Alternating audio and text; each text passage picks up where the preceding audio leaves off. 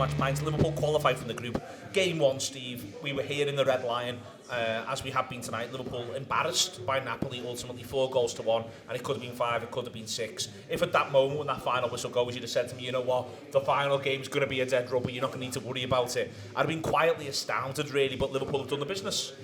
They have in a group that looked full of traps after that game. You know, that's the reason, aside from the in itself inherent badness of the Napoli performance, it was the fact that you went, okay, that is our toughest game, but the others are full of little traps and things that could trip you up. You know, we saw Ajax at Anfield put in a performance that could have got them a point, and then we thought, you know, Rangers home and away, you just think one of them games could turn into something a bit tricky, and it almost does at Ibrox, you know, albeit we run out with a big win in the end. Liverpool, yeah, when you look back on it, really have breezed through this group, aside from one terrible night, which, to be honest, has been the pattern in seasons when we've won the Champions League under Jurgen Klopp. Yeah.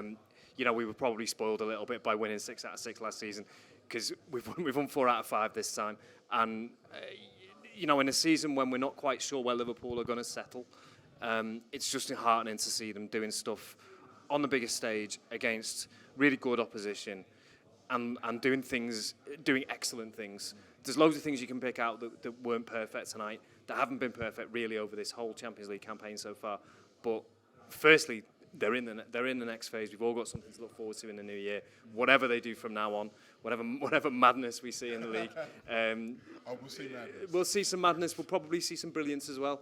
And like a couple of weeks ago, I was really resigned to this being such a depressing season, and I think you can now see that there is stuff going on here. There is some fireworks for this Liverpool team.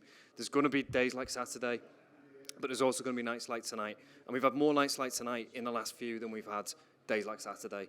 So we'll kick on from there. We've got a game late on Saturday night that Darwin Núñez is likely to start. So you know, what more could we ask for in terms of enjoying ourselves for the games to come? Really, don't we? I mean, the thing about Napoli, and it was really hard to think about it at that moment because it was such a bad game, but I did remember because I had to do some research for it.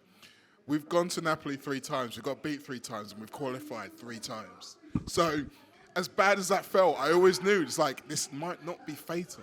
Yeah. Because all that meant, I mean, Napoli also did us a favour by annihilating everyone else, by the way. Yeah. So then we had to just make sure we were second. But the best team in Europe, Mo. They are right now. I mean, they put, another 3 past Rangers? Could have been. They're the best team in Europe, honestly. It's become one of those results that over the period of time you've been more able to go, well, all right then.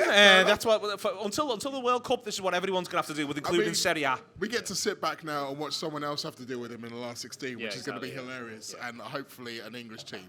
But I think when you think about like what Steve was saying about the moments of brilliance, I think that was the main difference between what we saw today and what we saw on Saturday, because first 35, 40 minutes weren't a lot of different in terms of quality.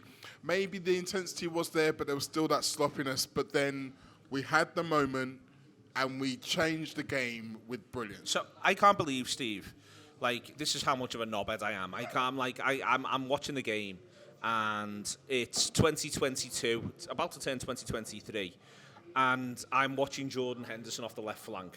And I'm thinking to myself, well, this is ridiculous. This can never work. Who the fuck has signed this off? What does Jordan think he's doing? And then all of a sudden, that's what Jordan's doing. Mm-hmm. And that, when you're talking about fireworks, that's the strange thing about this football team in this moment.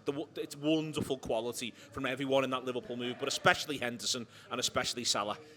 He has one earlier in the half when he just burst through, really, and Firmino kind of takes it away from him, and you feel like that's in him, you know, that thing to give us impetus and give us drive going forward.